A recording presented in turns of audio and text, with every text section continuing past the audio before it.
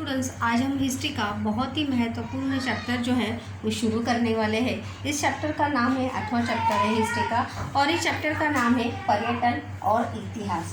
पर्यटन का अर्थ आप सभी जानते ही होंगे। पर्यटन का अर्थ है घूमना।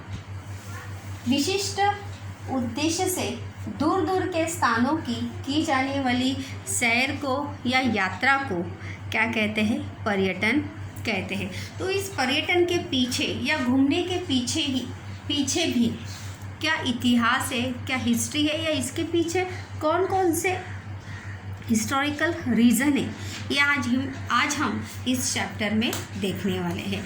पार्ट का नाम है पर्यटन और इतिहास। तो इस पार्ट में हम कौन कौन से टॉपिक जो है वो कवर अप करने वाले हैं। सबसे पहले उस टॉपिक के ऊपर एक नज़र डालते हैं। सबसे पहले हम टॉपिक देखने वाले हैं पर्यटन की परंपरा। मतलब हमारे भारत में या इस विश्व में पर्यटन की परंपरा जो है हमें कब से देखने को मिलती है। देश विदेश में पर्यटन की परंपरा की शुरुआत जो है वो किस प्रकार से हुई, कौन से घटक उसमें कारणीभूत हुए या कौन से घटक उसमें कारण थे, ये हम इसमें देखने वाले हैं। उसके साथ साथ पर्यटन के कौन से प्रकार हैं।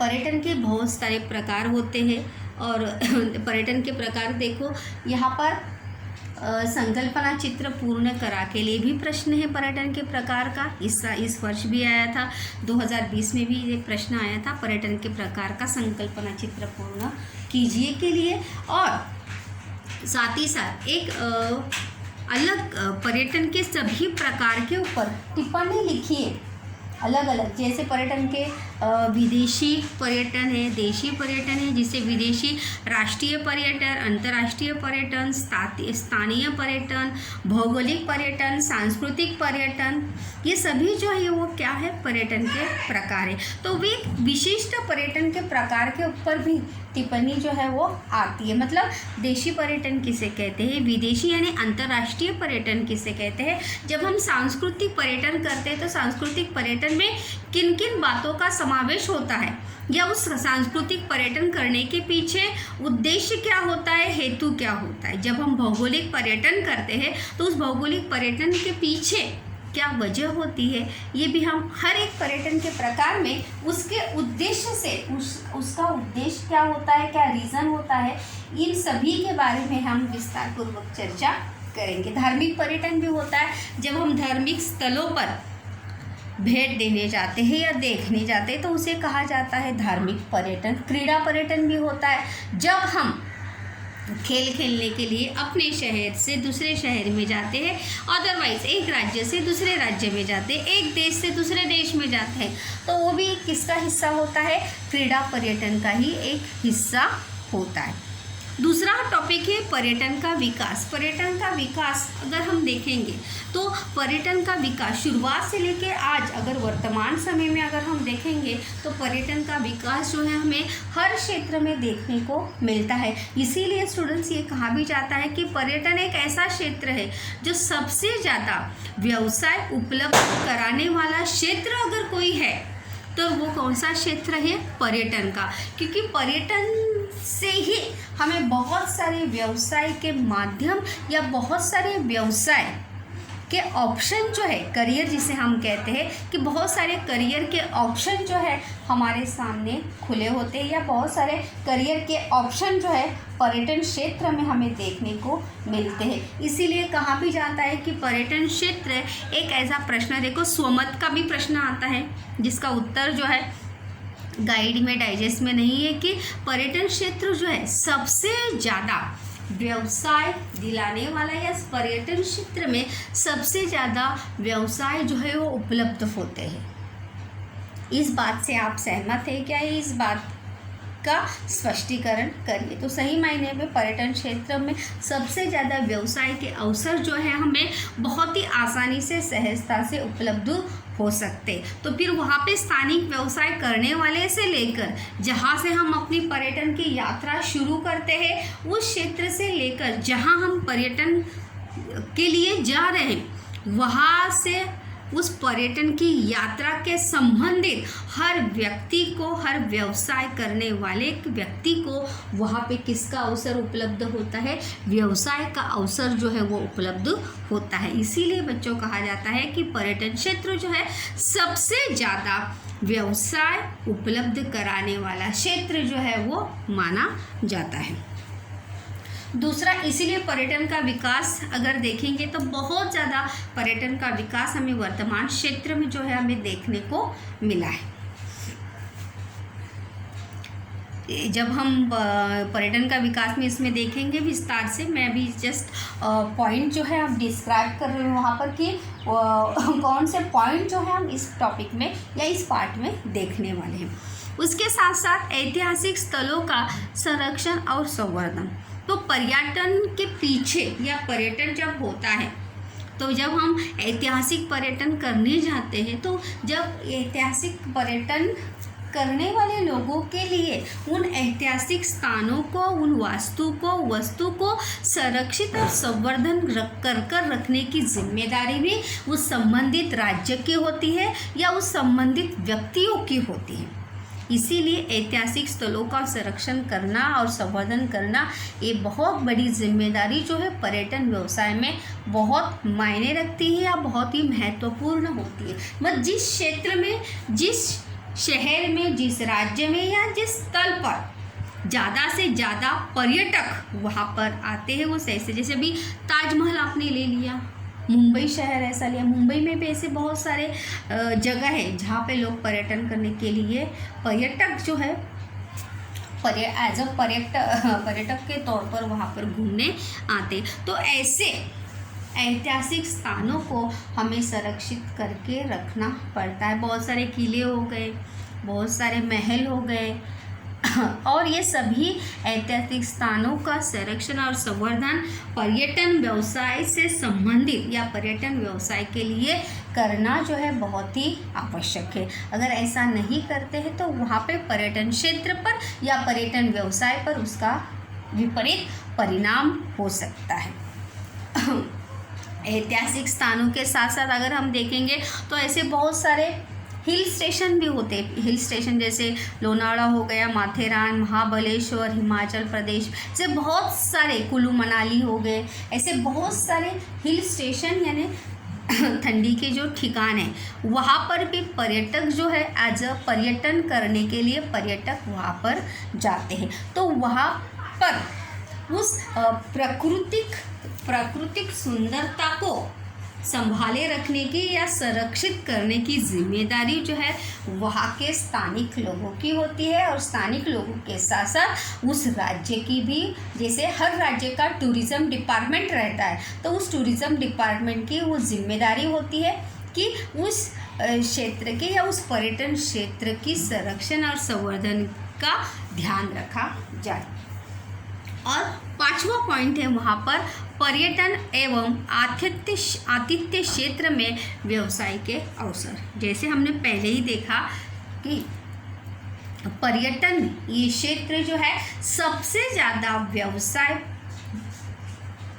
दिलाने वाला क्षेत्र जो है और यहाँ पर व्यवसाय के बहुत सारे अवसर जो है उपलब्ध होते हैं। जैसे मैंने शुरुआत में ही कहा था कि जैसे हम बस में या कार में या गाड़ी में या ट्रेन में वहाँ पर बैठते, तो वहाँ से लेके जहाँ तक जिस पर्यटन क्षेत्र में हम पहुँचते हैं, तो उस हर व्यक्ति, जुड़े हुए हर व्यक्ति को वहाँ पर क्या उपलब्ध होता है, व्यवसाय उपलब्ध होता है। और साथ ही साथ वहाँ पे स्थानिक लोगों को भी व्यवसाय का अवसर जो है वो प्राप्त होता है। अगर आप धार्मिक स्थलों के ही अगर देखेंगे, अगर आप किसी गणपति मंदिर के यहाँ पे जाते हैं तो वहाँ पर अगर आप देखेंगे तो चारों तरफ आपको गणपति की मूर्तियाँ ही वहाँ पर सेल करने वाले लोग आपको दिखाई देंगे। अगर आप शिरडी कहीं कभी गए होंगे तो वहाँ पर भी आपने देखा होगा कि शिरडी में भी जहाँ देखो वहाँ साईं बाबा के फ़ोटोज़ या फ्रेम्स या मूर्तियाँ जो है बिकती हुई वहाँ पे आपको नज़र आती है। तो ये या खाने की चीज़ें भी, जहाँ पर जो चीज़ें मशहूर होती है वो मशहूर या प्रसिद्ध जाने मानी चीज़ें खाने के लिए या खाने की चीज़ें बेचने का व्यवसाय भी, या सौंदर्य प्रसाधनों के व्यवसाय भी वहाँ पर स्थानिक लोगों को उपलब्ध होते हैं या स्थानिक लोग वहाँ पर करते हैं। तो इसीलिए पर्यटन के क्षेत्र में बहुत सारे व्यवसाय के अवसर जो है वो उपलब्ध होते हैं। गाइड से लेके, गाइड करने वाला जो मार्गदर्शक होता है, जहाँ पर अगर हम कहीं नई जगह जाते हैं तो उस नई जगह के बारे में हमें पूरी जानकारी जो है वो होती नहीं है, तो उस पर्यटन क्षेत्र के बारे में जिस व्यक्ति को पूरी जानकारी है उसे गाइड या मार्गदर्शक कहते हैं।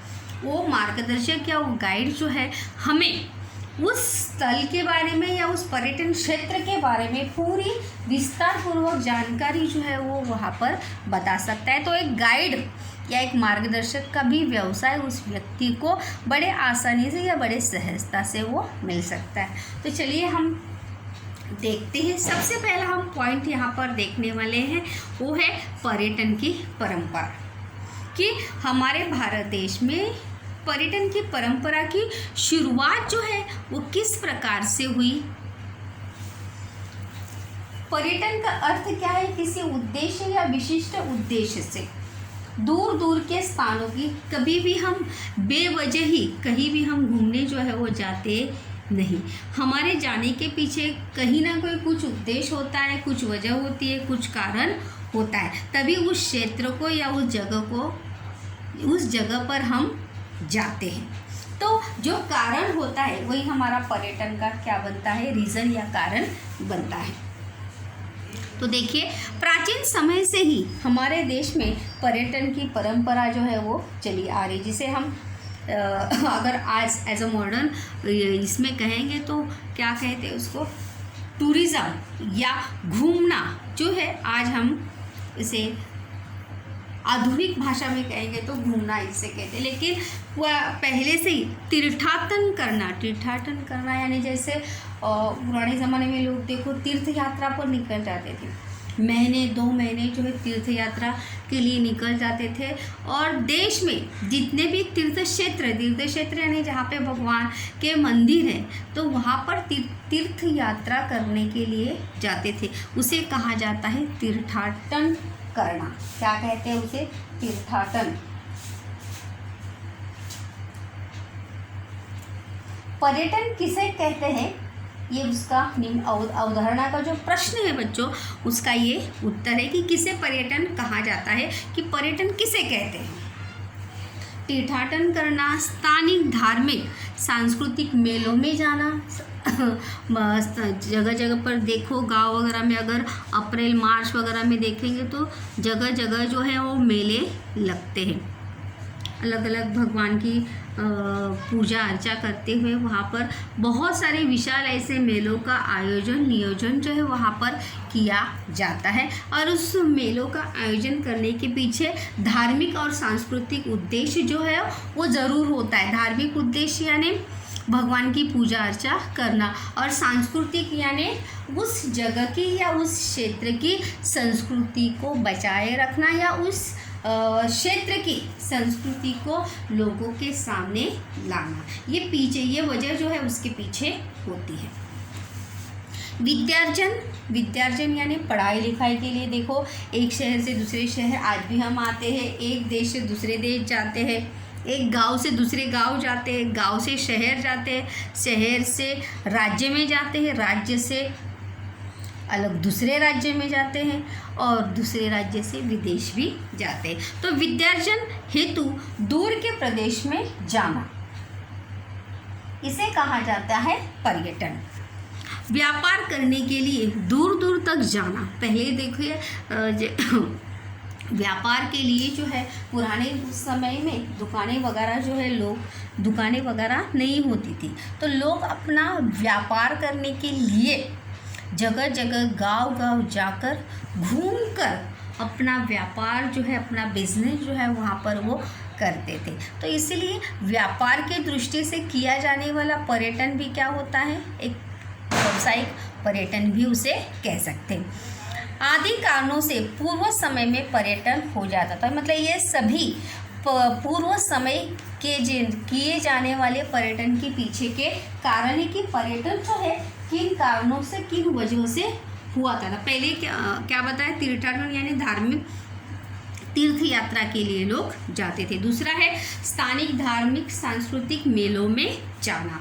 तीसरा है विद्यार्जन हेतु यानी पढ़ाई लिखाई के लिए एक गांव से शहर या शहर से दूसरे राज्य में या दूसरे राज्य से दूसरे देश, और साथ ही साथ व्यापार करने के लिए, अपने व्यापार को बढ़ाने के लिए, या कभी कभी देखो हम अपना बिजनेस के लिए अपना गांव छोड़कर, अपना शहर छोड़कर या अपना राज्य छोड़कर, अपने काम के लिए, अपने बिजनेस के लिए एक शहर को छोड़कर, एक राज्य को छोड़कर दूसरे राज्य में या दूसरे देश में हम जाते हैं, तो उसे भी पर्यटन कहा जाता था।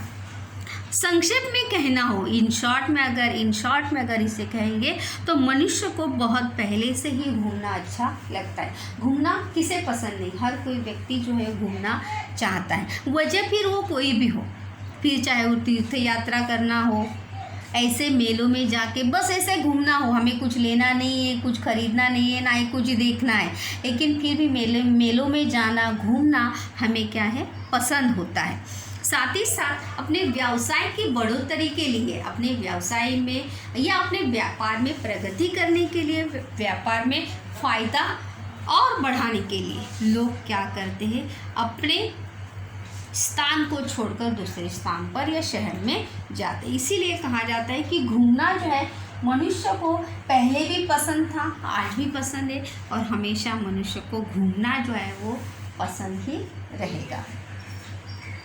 इसे यही पर्यटन का अर्थ है कि किसे पर्यटन कहा जाता है, या पर्यटन की परंपरा की शुरुआत हमें कैसे हुई, किस प्रकार हुई। देखो जैसे मैंने कहा कि आप जानते हैं, में भी हमें ध्यान देना चाहिए बच्चों। लेट बी सी, क्या आप जानते हैं कि लोगों में जागरूकता उत्पन्न करने के लिए स्वयं गौतम बुद्ध ने भारत के अनेक प्राचीन नगरों का पर्यटन किया था। भगवान गौतम बुद्ध जब अपना राजपाट त्याग दिए थे, तब लोगों में जागृति उत्पन्न कराने के लिए लोगों में उन्होंने स्वयं बहुत सारे भारत के प्राचीन नगरों का पर्यटन किया था। कि वो पर्यटन करने के पीछे लोगों की मानसिकता या लोगों के स्वभाव या लोगों की सोचने की या समझने की क्षमता का वो अध्ययन या अभ्यास करना चाहते थे, यही उनके पीछे कारण था।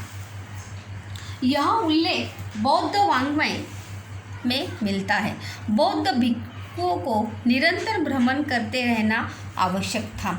साथ ही जैन मुनि और साधु भी लगातार भ्रमण करते रहते। अगर आप देखेंगे भिक्षुक वगैरह जो होते हैं या जैन मुनि साधु जो रहते हैं, वो कभी भी एक स्थल पर, एक जगह पर या एक क्षेत्र में, एक शहर में कभी भी वो रहते नहीं, वो निरंतर क्या करते रहते हैं, भ्रमण करते रहते। भ्रमण करना रहने, एक शहर से दूसरे शहर, एक गांव से दूसरे गांव, एक राज्य से दूसरे राज्य में हमेशा वो भ्रमण की उनकी जो प्रक्रिया जो है निरंतर उनकी चलती रहती है।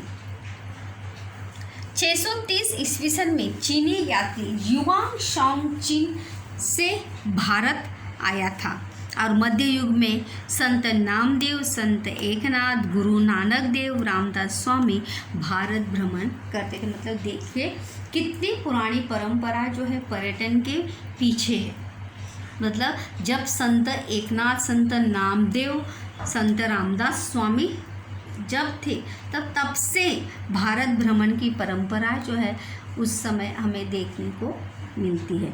और परंपरा की पर्यटन की बात अगर करेंगे या भ्रमण की अगर बात करेंगे तो प्राचीन क्या, अर्वाचीन समय से ही, प्राचीन से भी पहले से ही भ्रमण या पर्यटन की परंपरा जो है हमें देश विदेश, हमारे देश में हमें देखने को मिलती है। राजा महाराजों देखो पर्यटन के लिए अपने राज्य की पूरी सैर करते थे। राज्य का मुआयना करने के लिए, राज्य को अपना मतलब अपने राज्य का हाल चाल जानने के लिए बेस बदल कर घूमते थे। साथ ही साथ शिकार करने के लिए जाते थे। और अब इस प्रकार से परंपरा जो है हमें पर्यटन की हमें देखने को मिलती है। दूसरा हम टॉपिक देखने वाले हैं पर्यटन किसे कहते हैं, या पर्यटन किस प्रकार किया जाता है, करते हैं। पर्यटन विशिष्ट उद्देश्य को या हेतु को लेकर दूर दूर तक स्थानों की सैर करने जाना ही क्या होता है, पर्यटन कहलाता है। मतलब एक स्थान से दूसरे स्थान जाना, या उस जाने के पीछे कुछ उद्देश्य होना, कुछ कारण होना, यही क्या कहलाता है, पर्यटन कहलाता है। 19वीं शताब्दी के उत्तरार्ध में पर्यटन देखो किसे कहते हैं, ये पहला पॉइंट हो गया उसका। दूसरा पॉइंट अगर हम देखेंगे तो 19वीं शताब्दी के उत्तरार्ध में थॉमस कुक ने, देखो रिक्त स्थान का प्रश्न भी है कि पर्यटन के टिकट बेचने का व्यवसाय जो है वो किसने शुरू किया था। मतलब जो हम टिकट निकाल कर, देखो जो यात्रा करते हैं कि बिना टिकट के हम कहीं भी आ जा सकते हैं क्या, पक्षी की तरह नहीं, बिना टिकट निकाले हम कहीं भी आ जा सकते नहीं। तो इसीलिए ये टिकट बेचने का व्यवसाय जो है, अगर सबसे पहले किसने शुरू किया होगा तो उस व्यक्ति का नाम है थॉमस कुक। नाम याद रखिए, रिक्त स्थान के लिए भी आ सकता है या असत्य जोड़ी के लिए भी आ सकता है। असत्य जोड़ी के लिए, सत्य जोड़ी इसलिए मैं हमेशा आपको बताती हूँ क्योंकि जब हमें सत्य पता होगा तभी हम असत्य पहचान सकते हैं। इसीलिए ये थॉमस कुक रिक्त स्थान के लिए भी याद रखिए और असत्य जोड़ी के लिए भी ज़रूर याद रखिए। 600 लोगों के लिस्टर से लाइफ्रोबोरो इस रेल सैर का आयोजन उन्होंने किया था और संपूर्ण यूरोप की भव्य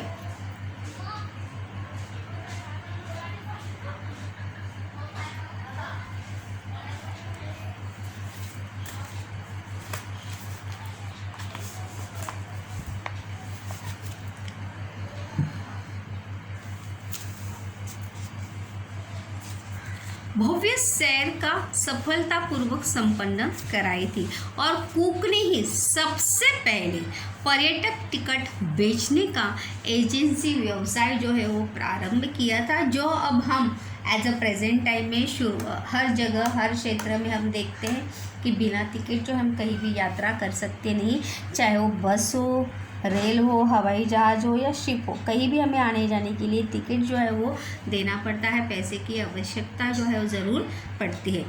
और इसके द्वारा आधुनिक युग का प्रारंभ जो है वो हुआ और उसी के बाद से पर्यटन करने के लिए या सैर करने के लिए क्या निकालने की आवश्यकता पड़ने लगी, टिकट निकालने की आवश्यकता जो है वो उस समय से या उस दिन से हमें पढ़ने लगी। इसके बाद स्टूडेंट्स इसके पीछे जो है टॉपिक हमारा रह गया था, क्या आप जानते हैं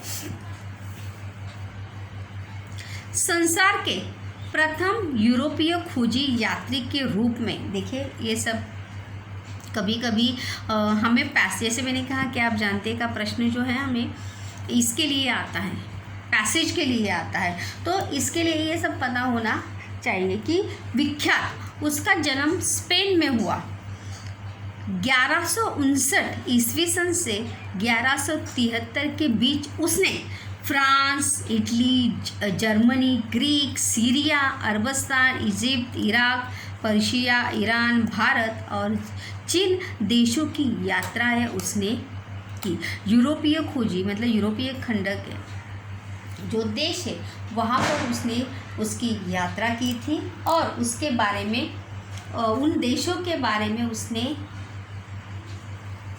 जानकारी प्राप्त की थी कि उन देशों की खासियत या विशेषताएं क्या है। उसने अपनी यात्रा के अनुभव दैनंदिनी डायरी में लिखे हुए।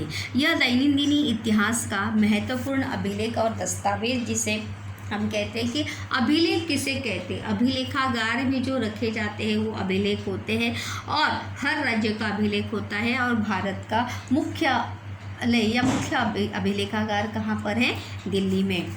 दूसरा बहुत ही महत्वपूर्ण टॉपिक हम यहाँ पर देखने वाले वो है मार्को पोलो। बच्चों यहाँ पर टिप्पणी के लिए प्रश्न भी है, टिप्पणी के लिए पर्यटन की परंपरा भी टिप्पणी के लिए प्रश्न है। और दूसरा है मार्को पोलो। कौन सा प्रश्न है? Marco Polo.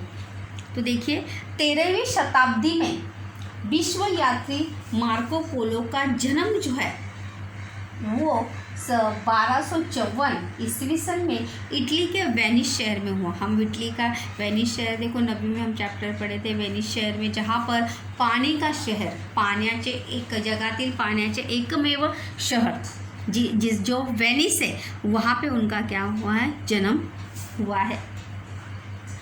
विश्व यात्री मार्को पोलो को क्या कहा जाता है? विश्व यात्री, जिन्होंने पूरे विश्व की यात्रा की थी, इसीलिए मार्को पोलो को क्या कहा जाता है? विश्व यात्री।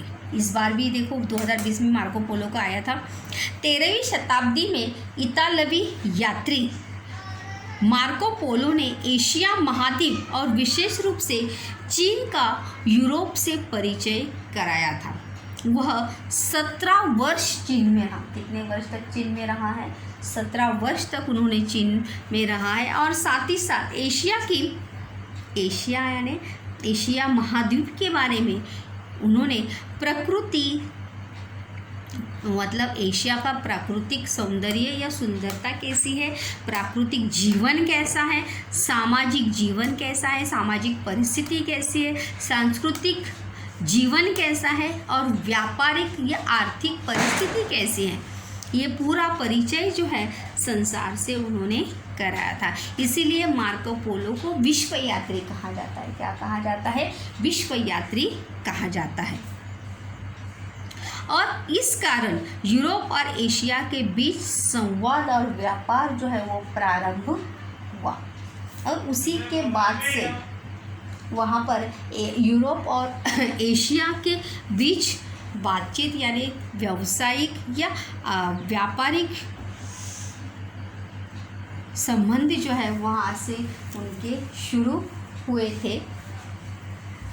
दूसरा अगर हम देखेंगे इब्न बतूता, ये भी टिप्पणी के लिए बच्चों प्रश्न है। इब्न बतूता कि 14वीं शताब्दी का एक यात्री इब्न बतूता, क्या नाम है? इब्न बतूता, जिसने इस्लामी विश्व की प्रदीर्घ यात्रा कराई। मतलब जहाँ पर विश्व में जहाँ पे इस्लामी देश है वहाँ पर उसने अपनी प्रदीर्घ यानी बड़ी यात्रा उसने की है। और इब्न बतूता 30 वर्षों तक पूरे संसार में वो घूमता रहा और साथ ही साथ मोहम्मद तुगलक या जितने भी मुग़ल शासक है उन मुग़ल शासकों का वर्णन या मुग़ल शासकों के शासनकाल का वर्णन जो है उसने अपनी किताबों में किया है। उसने अपनी नीति बनाई थी कि एक ही मार्ग से 2 बार यात्रा नहीं करनी चाहिए। मध्ययुगीन इतिहास और सामाजिक जीवन को समझने के लिए बतूता का लेखन उपयुक्त है। मध्ययुगीन मतलब मुग़ल शासकों का शासनकाल समझने के लिए और मध्ययुगीन इतिहास का सामाजिक जीवन या मध्ययुगीन इतिहास की सामाजिक जीवन प्रणाली को समझने के लिए हमें इब्न बतूता का साहित्य या लेखन जो है हमें बहुत ही महत्वपूर्ण सिद्ध होगा, क्योंकि उसने मुग़ल शासन काल के शासकों के बारे में या उनके शासन काल में किस प्रकार से, फिर चाहे वो तुगलक हो, लोधी हो या इन सभी के ये शासकों के बारे में उसने अपने पुस्तक में लिखा है। जिस पुस्तक का नाम है, इस यात्रा का वर्णन उसने रिहाला, क्या नाम है उसकी किताब का? रिहाला नाम की किताब ने उसने अपनी इस यात्रा का पूरा वर्णन किया है। दूसरा है गेरहार्ड मर्केटर। ये सभी टिप्पणी के लिए जैसे मैंने कहा 1 by 1 भी आ सकते हैं।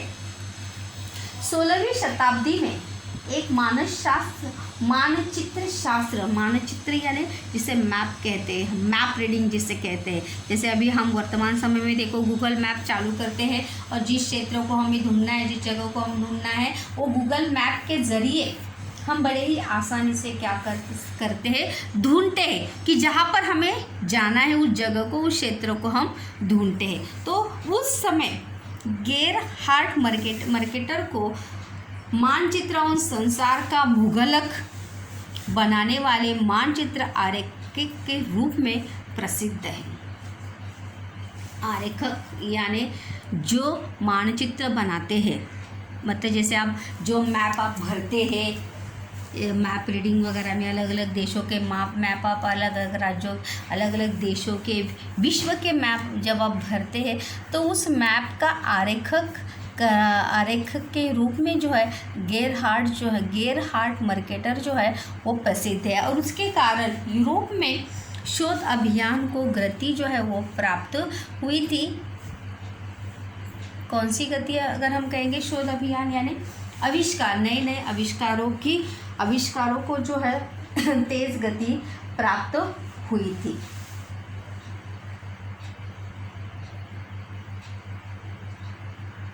कि किस प्रकार से मानचित्र के आधार पर हम अलग अलग जगह की खोज किस प्रकार से कर सकते। तो बच्चों हम आज के हम पीरियड में कौन कौन से टॉपिक देखे, पर्यटन किसे कहते हैं, उसके साथ साथ पर्यटन की परंपरा हमने देखी, उसके बाद मार्को पोलो देखा हमने, गेरहार्ड इब्न बतूता और थॉमस कुक ने किस प्रकार से पर्यटन के टिकट बेचने का व्यवसाय जो है वो किस प्रकार उसने शुरू किया था।